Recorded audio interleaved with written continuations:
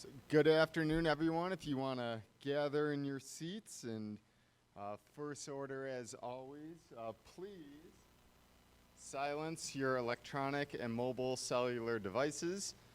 Put them on silence, put them on mute, on airplane mode, whatever you have to do to minimize any disturbances. So we want to thank you all for joining us here in person as well as virtually on Zoom for our March Lunchtime Expedition presentation of 2022. My name is Corey Yanko. I am the interim curator of the Draper Natural History Museum, and my colleague and a small but mighty force team up there, Sam and company, are running the AV and fielding questions from our online audience. So for those of you joining us on Zoom, you're welcome at any point to submit your questions and comments for our speaker in Zoom's chat box, as well as the Q&A feature, and at the end of the presentation we will help relay those to our speaker. So we want to take a minute to thank our sponsors, Sage Creek Grants and the Nancy-Carroll Draper Charitable Foundation. These sponsors help make all of our programs and operations possible, so we are eternally grateful to them and to all of you that continue to come out month after month or join us online to make these programs a success. So these lectures are being recorded, and they are usually uploaded to our YouTube channel. If you just go to youtube.com, you search Draper Natural History Museum, you'll see our bear icon. Click on that, and you'll be able to access all of the previously recorded lectures from this year as well as years past, back to, I believe, 2018. If you'd like to be added to our listserv every month, we send out emails updating, hey, this is the next speaker, and here's links of previous talks. Come find me at the end, flag me down, we'll get your name added to the clipboard, and then we'll get those announcements sent out ahead of the next lecture. We've got an excellent lineup planned, and we hope that you'll be able to join us each month. Our next one is on April 7th, so if you want to earmark that on your calendar, please join us then. I have the privilege to introduce our speaker today, Dr. Jeremy Johnston.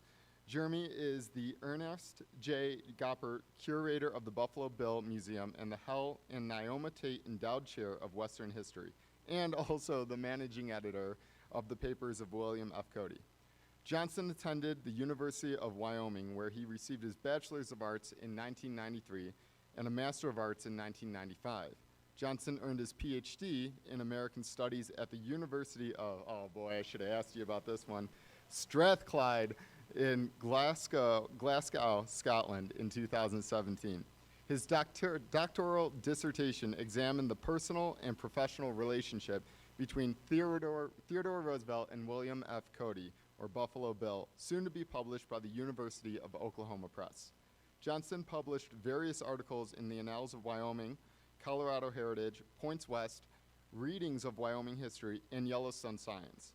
Johnston is the recipient of the 2006 Koch Wood Award, sponsored by Westerners International, for his article, Progressivism Comes to Yellowstone, Theodore Roosevelt and Professional Land Management Agencies in the Yellowstone Ecosystem. Collaborating with Dr. Charles Preston of the Center's Draper Natural History Museum, he published an annotated version of Ernest Thompson Seton's Wob, the biography of a grizzly, published by the University of Oklahoma Press, which considers the nature-faker controversy between Seton and Roosevelt. Johnston recently co-edited George W.T. Beck's Beckoning Frontiers, the memoir of a Wyoming entrepreneur, with Lynn Howes, available from the University of Nebraska Press. Jeremy has an uncanny ability to weave intricate stories with an articulated delivery unrivaled by the best. I truly question whether Jeremy's wit and his depth of knowledge can be surpassed. We are delighted to have you all here today, and without further ado, please welcome Dr. Jeremy Johnston.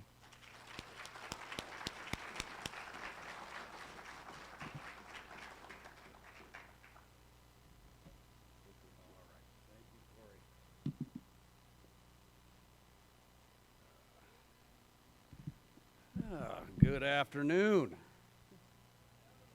And thank you, Corey, for that wonderful introduction. Unfortunately for all of you sitting here today, Corey greatly exaggerates. So I hope he didn't build up your expectations too high. But anyway, today I want to talk about probably what is considered to be one of the worst hunts in Wyoming. I kind of stumbled across this in my research on Theodore Roosevelt, and it really shocked me. Here at the center, we have a list of themes that we focus on, and one of those themes is a sense of place. And for me, growing up here in Park County, one of the strongest characteristics of this region is our wildlife resources and interacting with those wildlife resources on a regular basis. I grew up eating venison, elk, antelope, rabbit, so the wildlife really did sustain me as I was growing up here. I remember regular family trips to the South Fork to see the winter sheep, or the winter grounds of the sheep herds there. Traveling up the North Fork, seeing moose, going through Yellowstone National Park, seeing the bison, and and that lucky chance back then when you were able to see a grizzly bear. So wildlife is a strong part of my background, and it really played a role in shaping who I am today. Now, whenever we would go out on these treks to view wildlife, or when I got older and became a sports hunter, we always got around to the conversation around the campfire about, wouldn't it be great to go back to the good old days before all these ranches were here, before all the people had settled in here, and game was teeming throughout the region. And then I read Frederic Courteney Selous' account. So we're going to talk about that today, and we're going to see how even a negative review can create some positive changes. All right, so first of all, Frederic Courteney Selous is an interesting individual. Not a lot of people know about him, but the best way I can characterize him is this was Theodore Roosevelt's hero. This was the individual that Theodore Roosevelt aspired to be. Frederic Courteney Selous was born in Great Britain. He was very interested in natural history and wanted to do something with a professional career related to nature, much to the chagrin of his family. But eventually, Frederick Courteney Selous followed his dream. His hero was David Livingstone, and he decided he would go to Africa, became an elephant hunter, and Frederick Courteney Selous was always on that cutting edge between the settlements in South Africa and what was considered to be the wilds of South Africa. He was constantly pushing the British Empire further and further into the northern sections of South Africa. And he wrote all about this. He was a very prolific writer and was very good at not only detailing his adventures, but also a lot of the natural history of the areas he was exploring. Now, in addition to being fascinated with Africa, we've got a few folks. There's some chairs back up in here. So, okay, if you could maybe squeeze together or just let some people pass through here, we'll get them seated here. But anyway, this is a list of books that Selous wrote in the course of his career, beginning in 1881 with The Hunter's Wanderings in Africa. The one I'm going to focus on today is Sport and Travel East and West, which was published in 1900. This is the one that includes the account of his hunting trip here in northwest Wyoming. Because of his publication, Selous was recognized by people all around the world as being an internationally renowned sport hunter, including Theodore Roosevelt. In fact, Theodore Roosevelt wanted to make him, and did make him, an honorary member of the Boone and Crockett Club. And even in fiction, Frederick Courteney Selous has played an important role. If you've ever seen the movie or read the book, King Solomon's Mines, okay, Rider Haggard based the main character, Allan Quatermain, on Frederick Courteney Selous. So, and if you've ever seen the adventure movie, it came out a few years ago, The League of Extraordinary Gentlemen, it was Sean Connery no one less than Sean Connery, who played Quartermain. But at a very early age, Selous' dream was to view the American West, come out here and go hunting. And this is what he wrote in Sport and Travel, that the America he desired to visit was the America of his boyish dreams. He wanted to see America to see if there was any wild left. He had already discovered that the bison had certainly been exterminated and wiped out, were not as plentiful as they once were, but he still wanted to get out here and see the West. And like many young men at this day and age, he was inspired by a lot of the writings by Mayne Reid, who wrote these boyhood adventure dime novels, the writings of David Livingstone. So he really wanted to get out and explore an adventurous life, and that included the American West. He was also a big fan of George Catlin's writings. He wanted to learn more about the Plains Indians that were out here as well. So, when you're planning your trip, the first person you contact is your good friend Theodore Roosevelt, then Assistant Secretary of the Navy. Roosevelt sent him a map of the area, provided him all sorts of tips about people he should contact, places he should go. And one thing I do want to point out in the letter that Roosevelt wrote to Frederick Courteney Selous about this hunting trip, because this kind of dispels a myth around here that I've been fighting for a long time. Roosevelt says, "I have not hunted that area east of Yellowstone National Park. I've not been in that region." So if you see that often misused, often exaggerated quote of Roosevelt proclaiming the Cody to Yellowstone Road as the most scenic route in the world, he was never there. So he never came to Cody, he never hunted on the North Fork, never hunted on the South Fork, so if he knew it was the most scenic route in the world, he heard it from somebody else. So, but anyway, he did recommend that Selous contact one of his British companions, and that was Malcolm Moncrief. So as you can see here, Malcolm Moncrief had a very primitive ranch there on the other side of the Bighorns. This is now the Bradford Britton Memorial Museum. So this is the Quarter Circle A Ranch.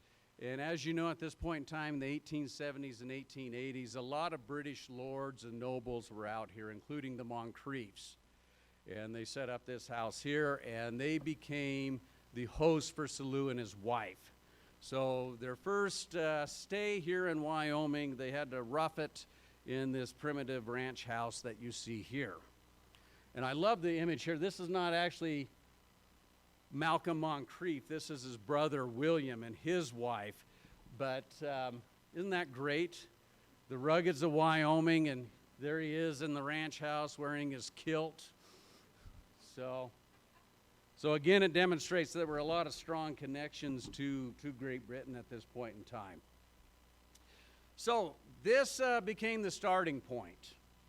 So they stayed a few days at the Moncrief Ranch, and then they begin their journey across the Bighorn Mountains. So Frederick Courteney Selous was accompanied by his wife, Marie, guides Bob Graham, and a young man he identifies only as Jinx, Milligan the cook, Webster the wagon teamster, and William Moncreiffe. So they set off across the Bighorn Mountains on the morning of September 1897. And right away, Frederick Courteney Selous realizes the West has undergone a lot of changes, especially the Bighorn Mountains. The Bighorn Mountains by this point in time had been basically overhunted. They didn't even bother hunting in the Bighorns. Basically, William Moncreiffe and others had told them, it's not worth our time and effort to stay here. There's no elk herds left. Their trophy elk are all gone. On top of that, as you can read from this description here on the slide, forest fires had devastated the Bighorns. So there was a lot of logging operations and a lot of people that would just leave their forest fires burning. And of course, that would take out the timber as well. So basically, he crosses the Bighorns and he's not at all impressed. This is the first wasteland he encounters. And as you can see there, basically, all he could see in the bighorns were these tall, gray-stemmed, dying, dead pine trees that were still standing. But amazingly, just to show you how small of a world it is, as they were crossing the Bighorn Mountains, they ran into a reporter from a Chicago newspaper who had heard of Frederick Courteney Selous. So he stopped him right then and there and interviewed him in the Bighorn Mountains about his upcoming hunting trip to into the Shoshone River Valley.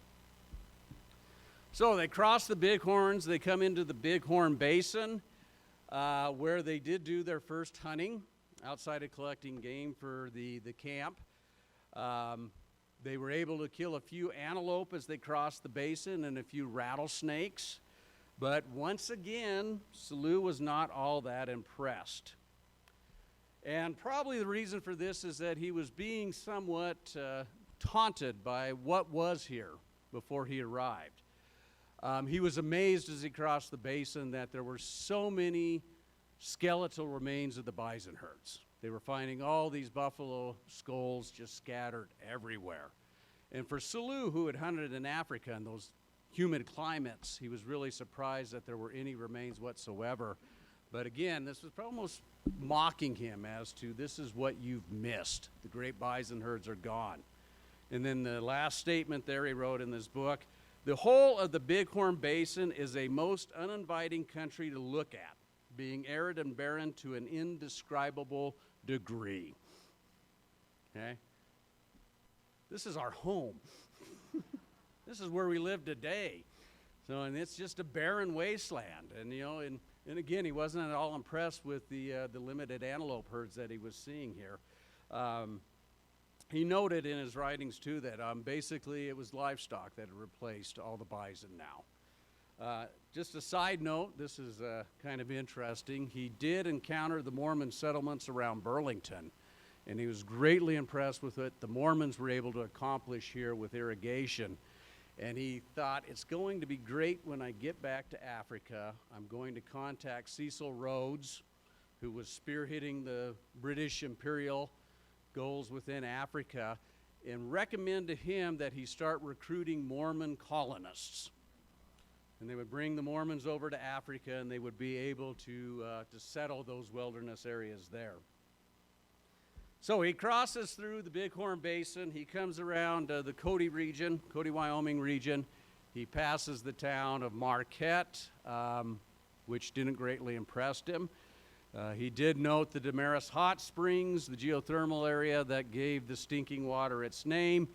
And he said, if this place has any hope, it's basically going to be these springs, because the springs were renowned for curing all sorts of aches and ailments and syphilis. And he could just envision that we'd have all these great resorts here where people would come in from hundreds and thousands of miles to get cured of their aches and pains and syphilis. So, is anyone from the Chamber of Commerce here? There might be an angle we've missed. So, you know, the Wild West thing, if it ever kind of dies down, we might have to pick that up again. But anyway, from Cody, Wyoming, they traveled up the South Fork of the Stinking Water, the Shoshone River, and their headquarters for the hunting trip was the Davis Ranch, which is the Majo Ranch today. So the cabin there is the Majo Ranch.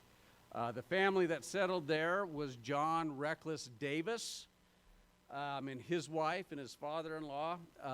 Here locally, you'll see John Reckless Davis spelled as Davis, but oftentimes you'll see it spelled as Davies. Selous kind of let us in on a little bit of a secret there. He noted that Davis was Welsh. He was from Wales, and in Welsh, you pronounce what looks like Davies to English speakers as Davis. So John Reckless Davis, who later became an employee for Buffalo Bill Cody at the TE Ranch, basically welcomed the hunting party there on the South Fork. This is where the real hunting trip began. And Selous did his best He noted in his account that they hunted hard for 20 days. They would average about 20 miles of travel a day, and they weren't seeing hardly anything. They did manage to kill lynx, and by today's standards, it was probably a good hunt. They did kill around 8 elk, quite a few deer for camp meat. He really wanted to kill a bighorn sheep, a trophy bighorn sheep ram. He managed to kill one bighorn sheep ewe with a broken horn, and that was it. Anyway, he did his best. He traveled up the South Fork. They crossed up over into the divide towards Jackson Hole. They came back. They hunted on Needle Creek, which was, again, no easy task moving around. As you can see, this is all the pack horses they brought along with them to carry their supplies, which that size of a pack train probably contributed to some of their bad luck. But anyway, and once again, they ran into more people, and this time there was a large group of hunters there that had some women along with them, which kind of shocked Selous as well.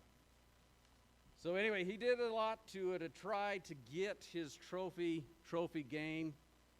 Saw a lot of the countryside, and by the way, all these photos here are from Frederick Courteney Selous' book, which has been reprinted a number of times. So if you're interested, you should be able to get a copy or go on to Google Books, and you can see a lot of these photographs.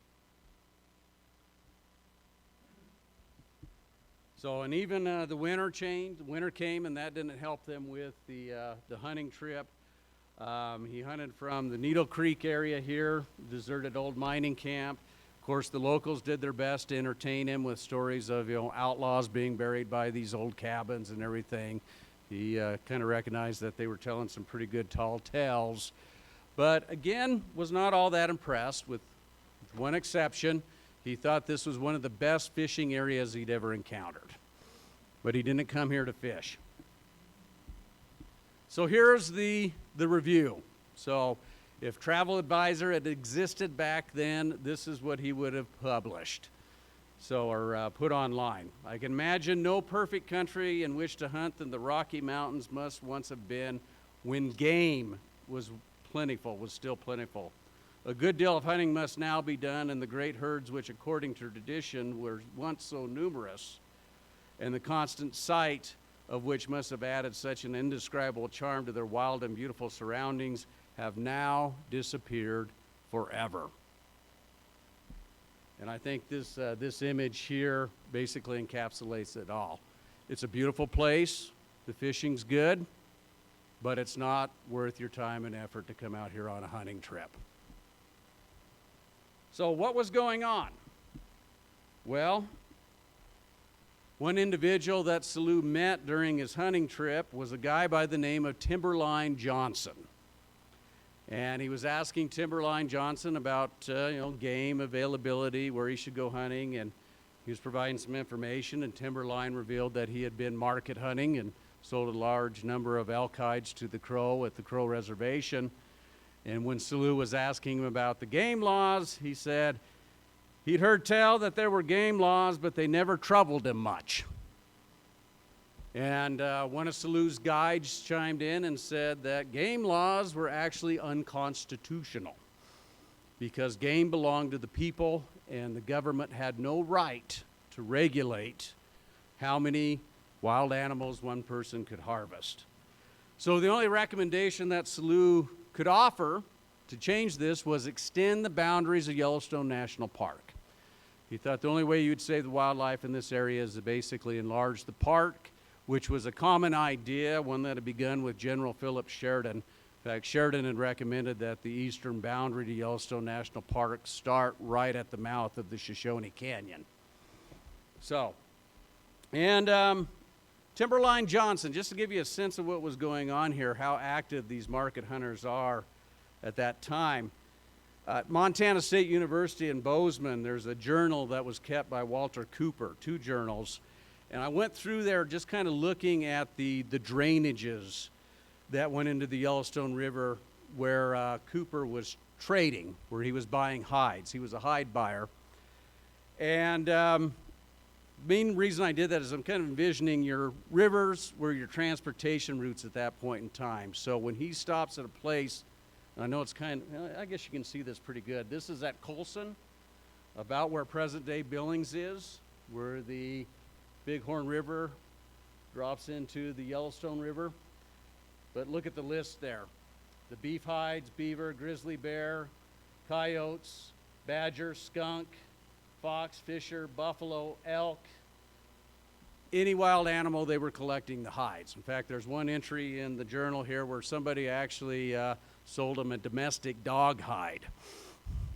So I don't know what the poor dog did to deserve that fate, but anyway, between 1881 to March 1882, just a little over a year, just a little over a year, going through there and I just kind of tallying things up.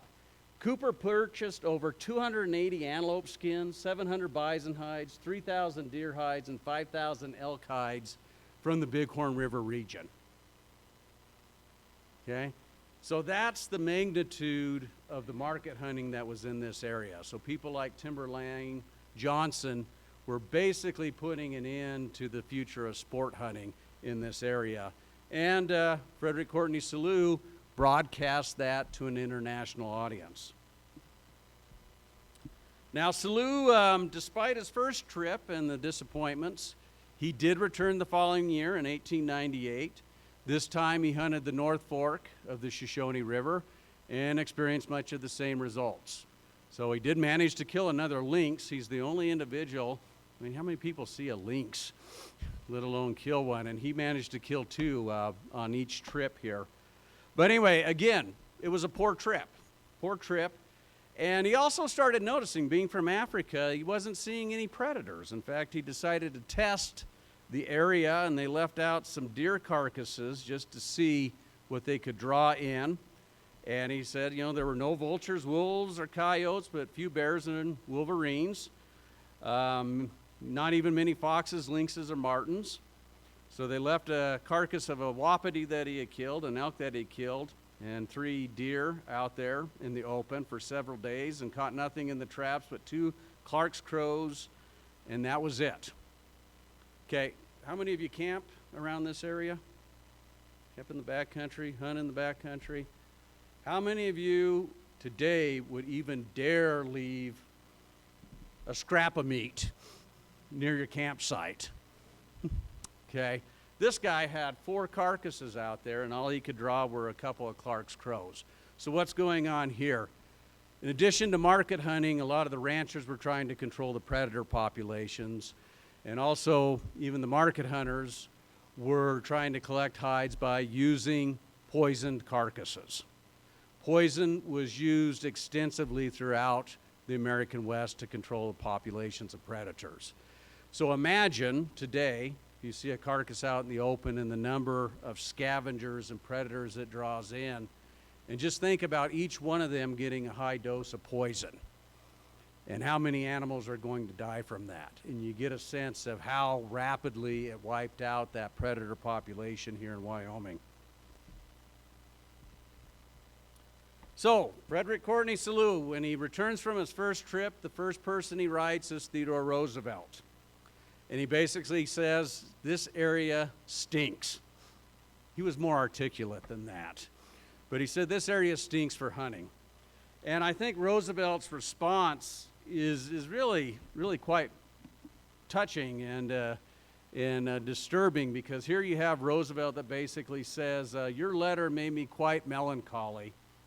And then he talks in this section here about how he's worried that his own sons will not be able to enjoy that outdoor life that he enjoyed so much out in Medora on his ranch and coming into the Rocky Mountains on these various hunting trips.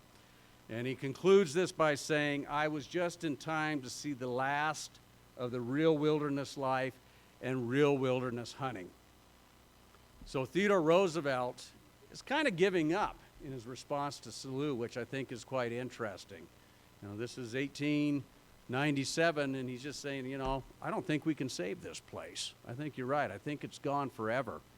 And this would have been really heartbreaking to Roosevelt, because at the time the Boone and Crockett Club had this vision that with Yellowstone National Park you have this tremendous breeding ground, and all of these big game animals would spill out into the surrounding areas, and the sport of hunting and subsistence hunting, which would have been important to settlers who needed an elk or a deer to get through the winter, that would continue for generations. And Selous telling them it's not going to work. It's not happening. No one's obeying the game laws around here. Now, the one person who was not about to take any negative review, he's an actor, he's probably a little sensitive when he gets a negative critique, was Buffalo Bill Cody. Now, I can't find any evidence that indicates Buffalo Bill read Selous' account, but since Selous was so prominent and Buffalo Bill had really deep ties to Great Britain, I know he heard about these complaints. I know he had people contacting him saying, well, Selous just said, your town here and the hunting around that town were really awful and terrible. I don't know if I want to make that trek out there. So being Buffalo Bill, he did the thing that he did best, and that was market the place. So in 1901 for the Independent magazine, he wrote an article called Preserving the Game. And in this, he basically said that the local residents were stepping up enforcement of game laws. And of course, in here in this quote, you see that he recognizes that civilization, settlement, coming in does disrupt the wild character of the area and displaces wildlife. But he assures his readers, nevertheless, there is plenty of room and plenty of feed for the game among the mountains. And if matters continue as they are at present, we may expect to enjoy good hunting for many a long year to come. Okay. He was also backed up by George Beck. George Beck was his partner in founding the town of Cody, and Beck also formed the Cody Club, which still exists today as our main chamber of commerce here in Cody and as the main promoter of this area. But originally this club was started as a hunting club because Buffalo Bill and Beck wanted to bring in people just to show them that Selous, his negative review, was wrong, that this is still a high-quality hunting reserve.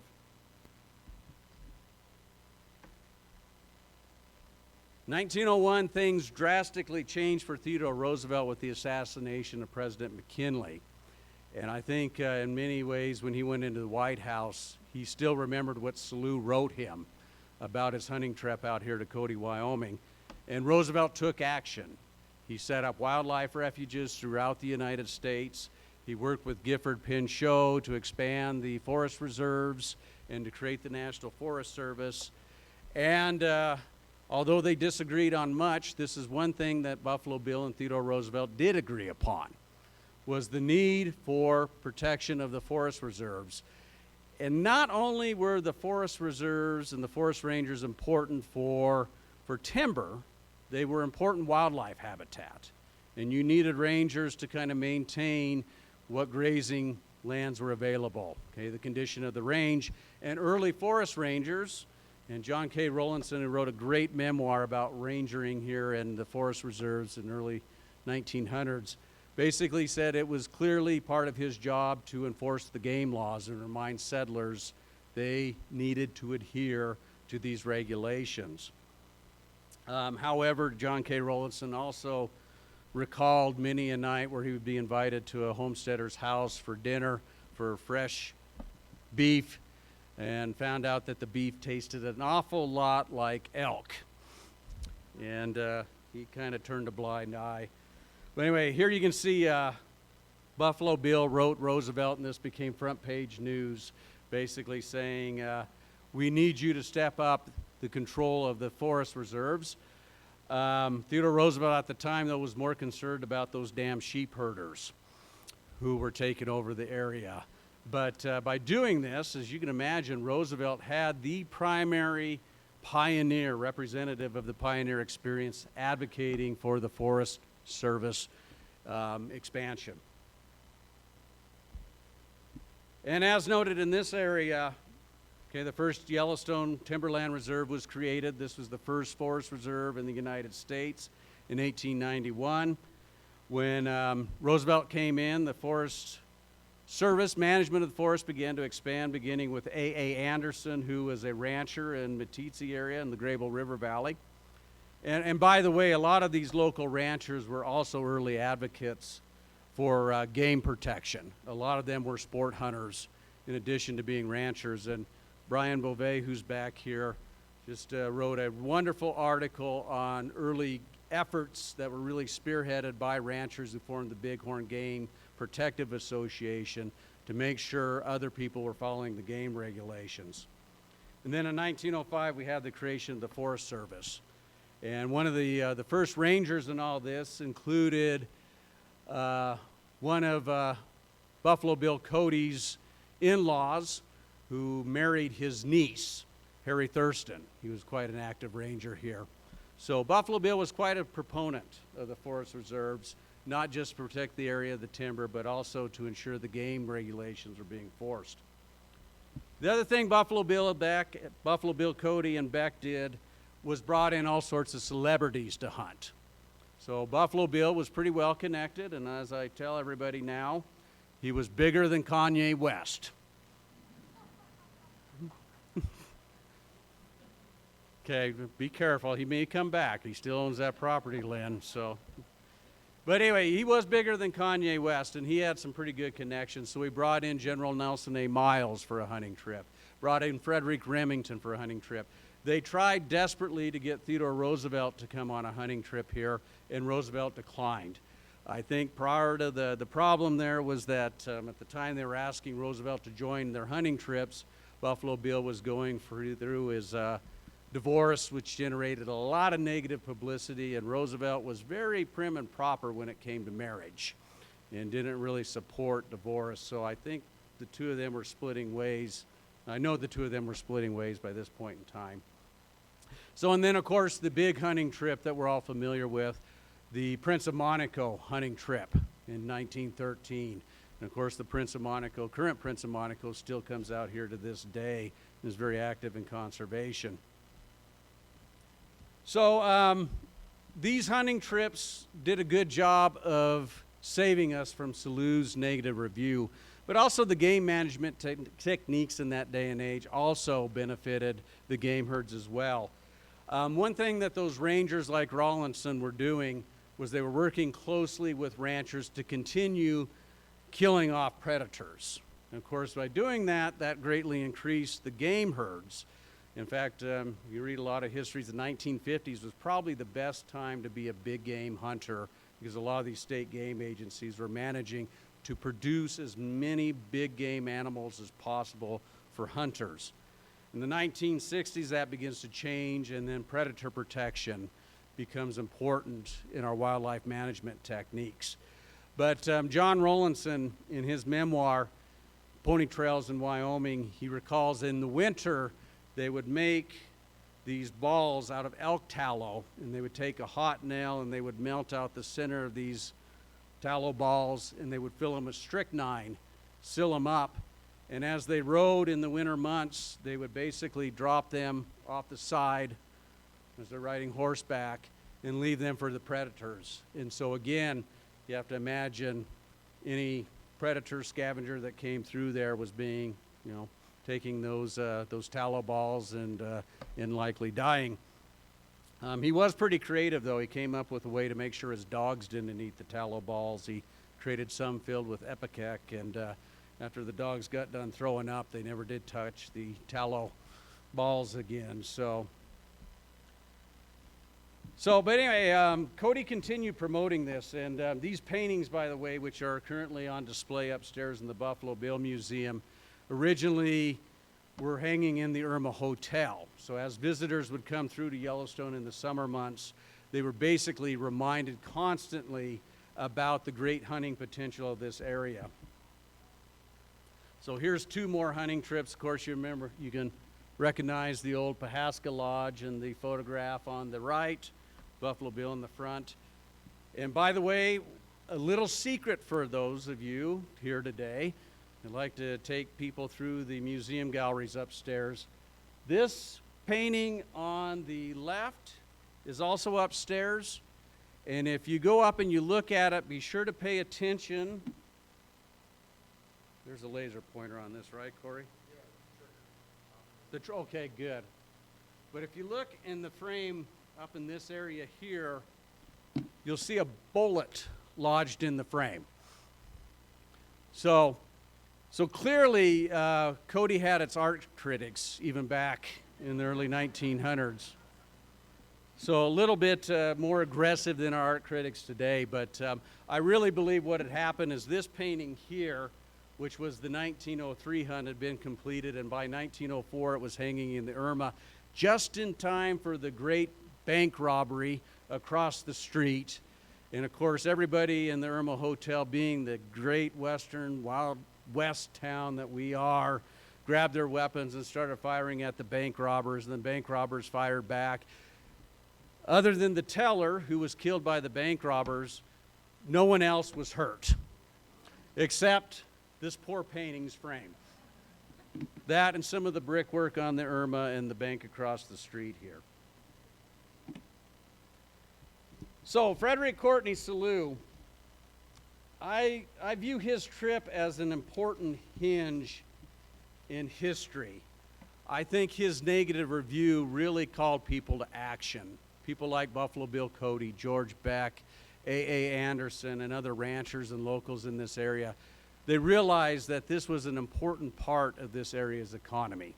And of course, economic diversification is critical to this community's success.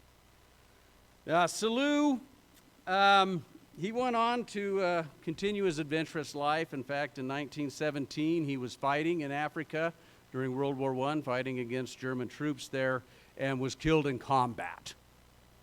And if you're familiar with Theodore Roosevelt, the last push of Roosevelt in his political career was to try and get sent overseas with another Rough Rider regiment, with the idea he would ride across the trenches right to Berlin and take the Kaiser. And he hated President Woodrow Wilson for turning them down. And I think in his mind he was thinking in terms of Selous. I really think he thought, I want to go out in a blaze of glory like him. But anyway, the other thing too is I think this poor hunting trip for us today is a great reminder of just how fragile and resilient this ecosystem truly is, and how much of our human actions, activities, can really impact the wildlife populations, which, in my opinion, is one of our more valuable resources here today. So, as you leave here today, and as you go out and you enjoy the scenic wonders and our wildlife resources here today, I would want you to kind of think about what would Selous think of Wyoming today? If he could come back today, what would he think of the Bighorns? What would he think of the Bighorn Basin? What would he think of the North Fork and the Shoshone River valleys? Would he be pleased? Would he be upset? And I think in all of us, it kind of is a call for action to keep going with what Selous had recommended, making sure that we protect these valuable wildlife resources in Park County. So thank you.